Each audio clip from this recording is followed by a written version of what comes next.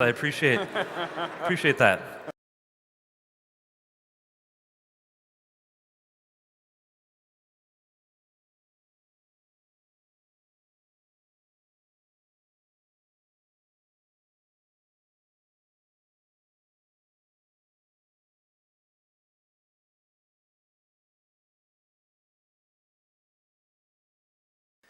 And people might say, where? Where did we start seeing the Trinity in the Old Testament? You see it again in the very same chapter where it says, we. God refers to himself as we, plurally. How can God refer to himself plurally? And some people say, well, the Queen of England does that. The plural of majesty was not used in Hebrew at that time. It was not convention. And then also when God says, we will create man in our image, male and female, we will make man. Male and female, in his image, and then it goes to plurality once again. Multiple times plurality in the Godhead. There are, as you probably know, many, many famous appeals that Christians make to the Jewish Bible. One of the most famous ones, for example, is in Genesis chapter 1, verse 26, where God says, let us make man in our image, right? And somehow this phrase, let us make man, again, supposedly proves the Christian idea of the Trinity. Now this assertion is really so weak. Someone asked before about Christian scholars. You should know that most Christian scholars, even the most Trinitarian Christian scholars, say this passage has absolutely nothing to do with the Trinity.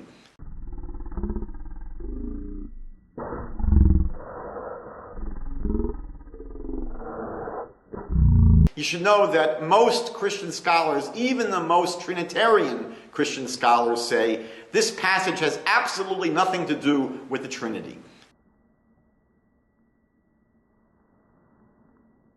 You should know that most Christian scholars, even the most Trinitarian Christian scholars, say this passage has absolutely nothing to do with the Trinity.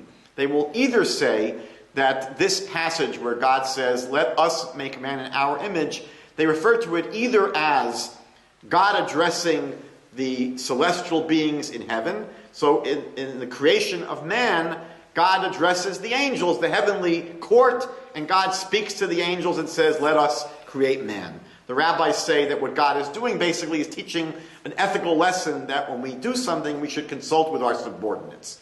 Or, and this is not just a Jewish assertion, many Christian commentaries, the most conservative evangelical ones, say that's what's going on here, that God is addressing the angels.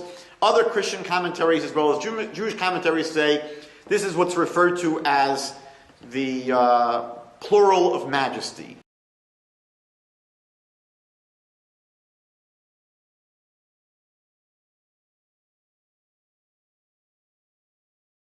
Plural of majesty was not used in Hebrew at that time. It was not convention.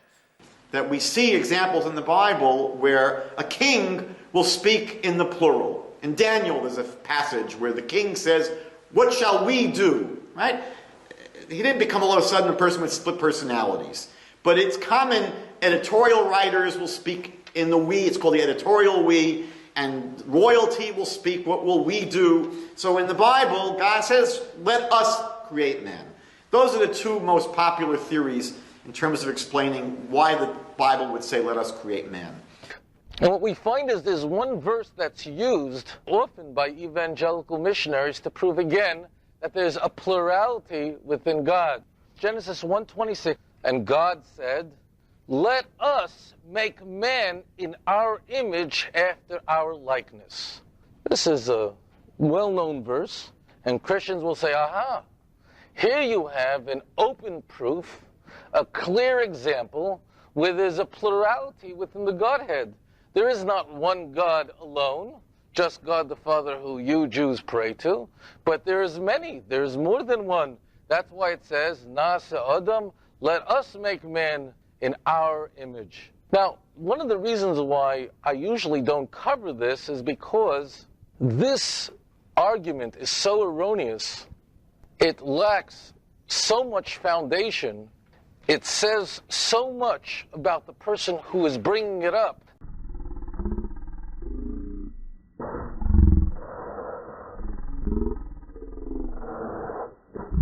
That even the vast majority of Christian scholars who are Trinitarians will tell you that this in no way points to the Trinity. None of these men would be considered a foe of the Trinity. G.J. Wenham.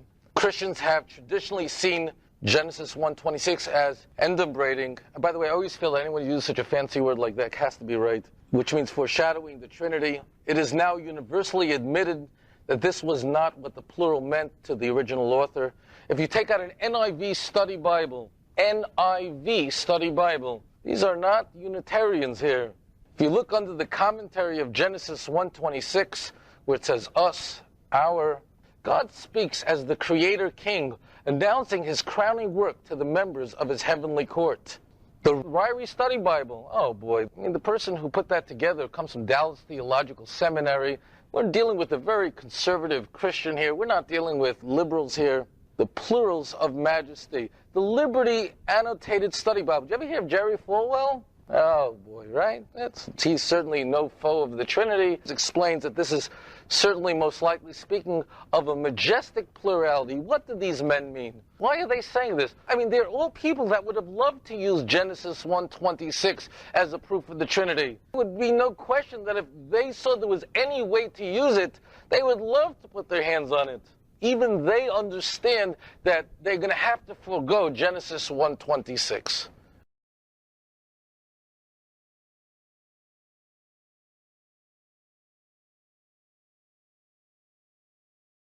Is some people will say to me, but Nabeel, the Trinity is not present in the Old Testament.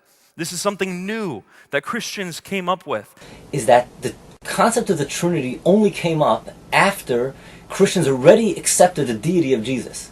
It was an effort, a philosophical effort to justify something they believed already, an absurdity they believed already. To believe a man is God, they had to come up with an idea of the Trinity. It wasn't that they first came up with the idea of the Trinity and then they said, oh, Jesus is the one that fits into the Trinity. Before Jesus came to the world, no one thought of the Trinity. So the Trinity is an excuse for idolatry.